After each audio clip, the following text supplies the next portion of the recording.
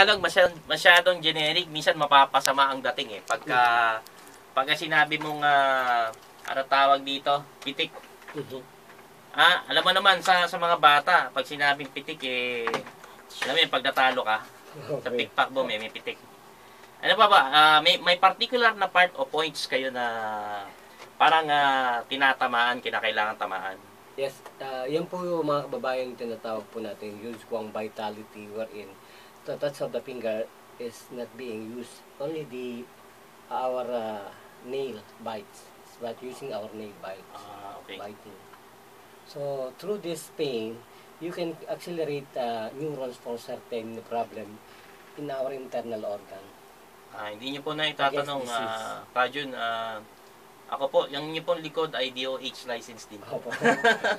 Kaya medyo, sisimplehan lang natin yung mga kababayan natin. Alam mo, marami nakikinig dyan. Gusto nila, simple lang ang paliwanag. Ibig sabihin, yan ba yung sinasabi mga vital points? Parang sa acupressure, sa acupuncture. Di ba may mga points din po yan? Para po mga acupuncture. Kaya lang po, it is between alpha and omega. So it's not very holistic. This is about combatant, divinity. Ito po yung hindi kagad-agad na tinuturo in college and in university because that is very vital. Kailangan po ang maturuan natin kasamang daan.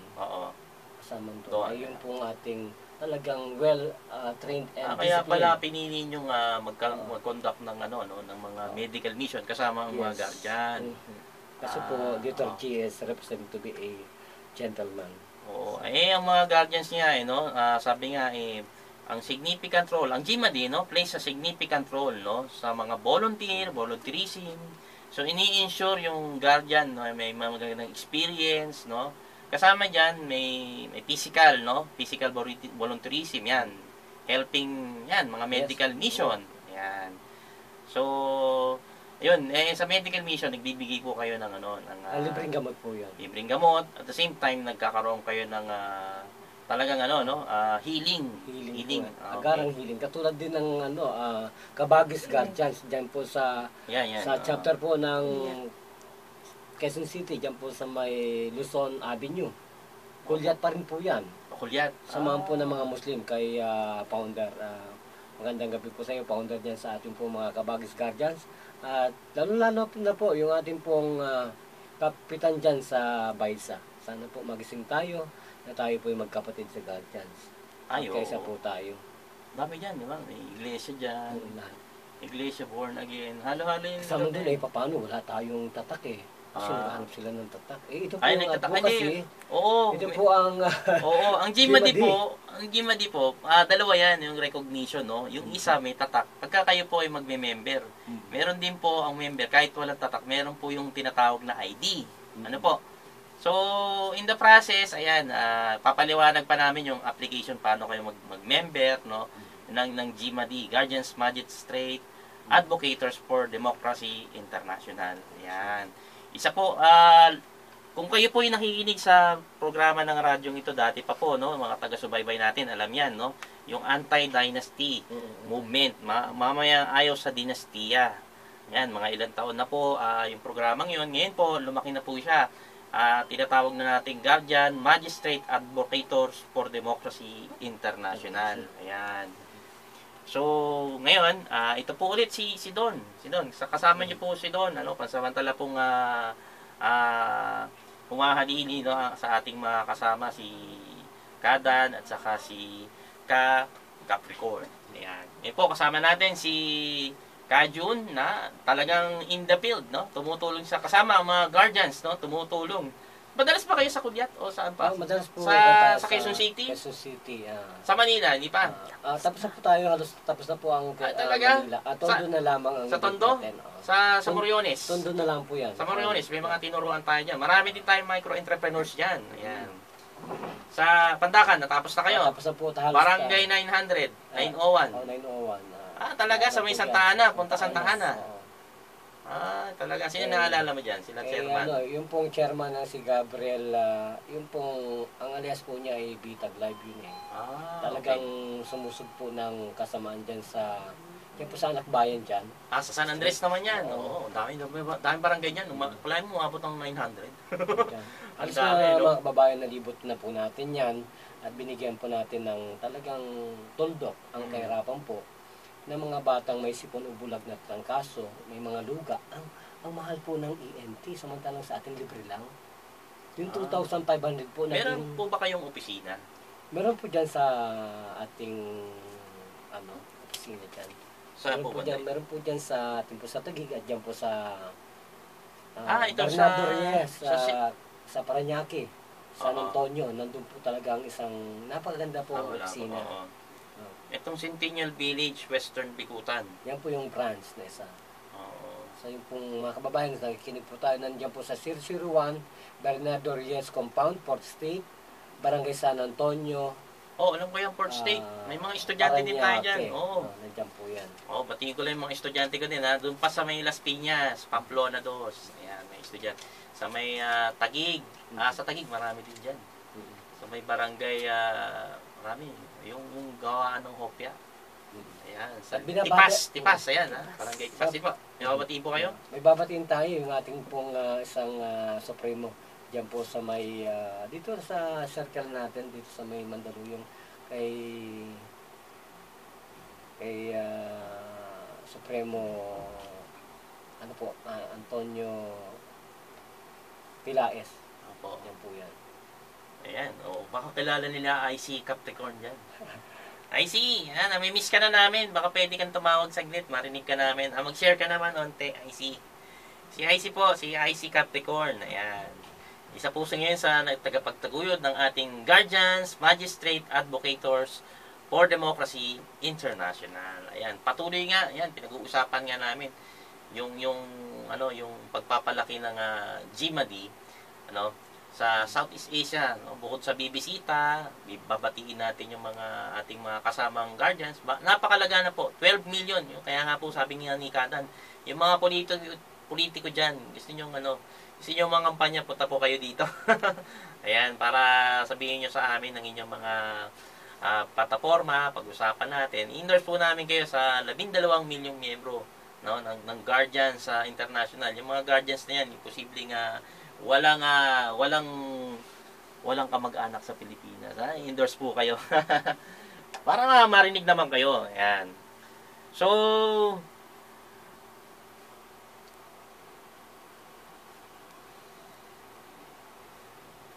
ang GMAD po, tuwing Martes po ng gabi, 7 to 8. Ayan.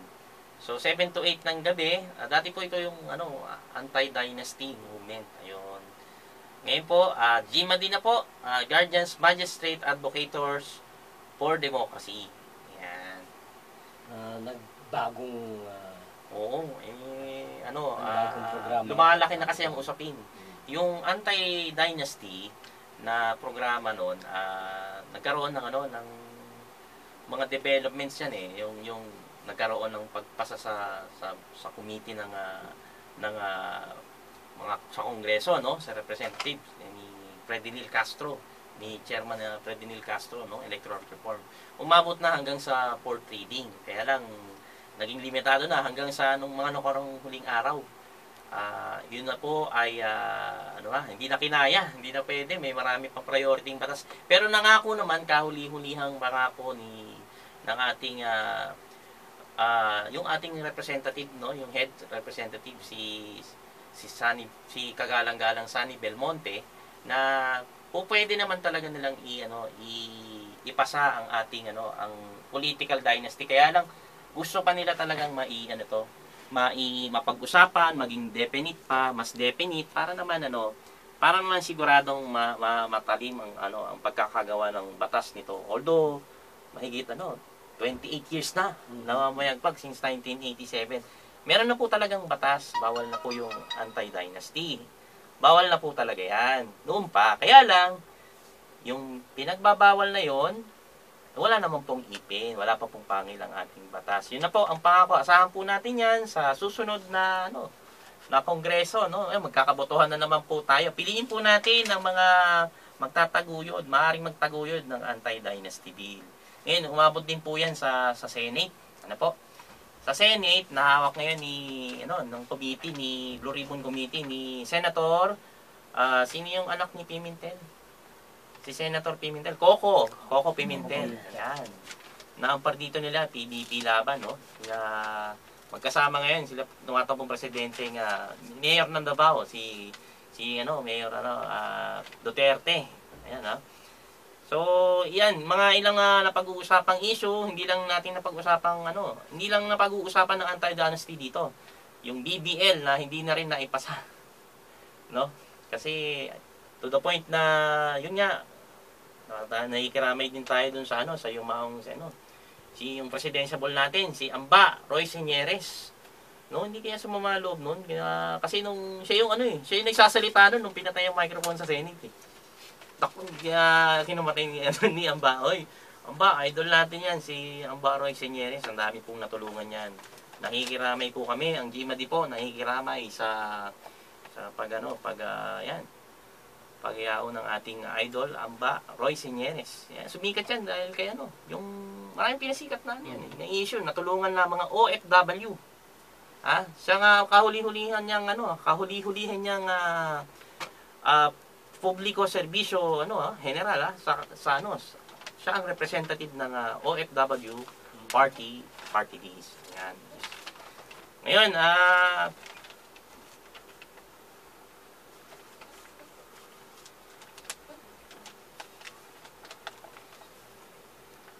mabilis din ang oras ka dyan, 7:45, no?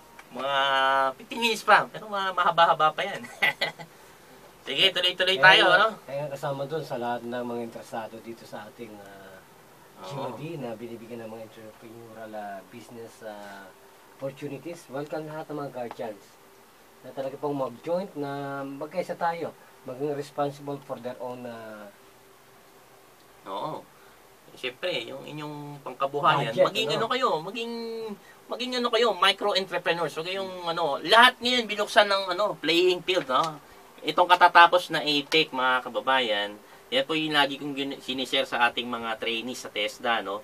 Alam niyo po, ang trainees natin sa mga TESDA, halo-halo yan. May professional, merong mga walang trabaho, may mga trabaho at mga gusto pang matutong mag-aral.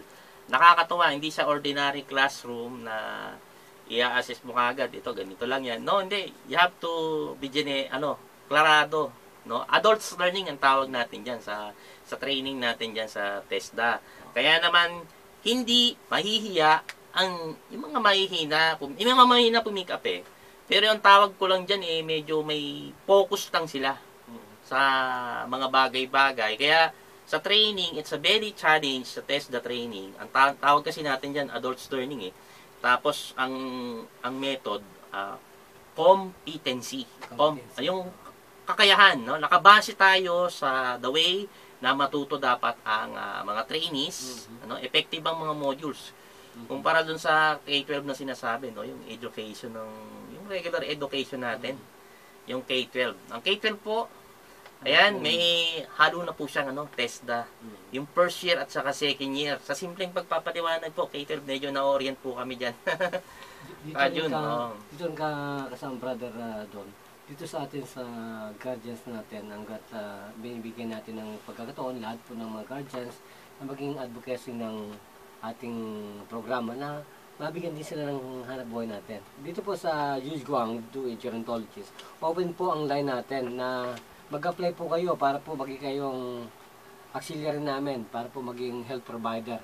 Ang salary po niyan, meron din po. May sweldo Oo. Negotiable po yan. Kahit po kayo nasa Bisaya, nasa Luzon, nasa Mindanao, we are providing your allowances. Ganun po ba?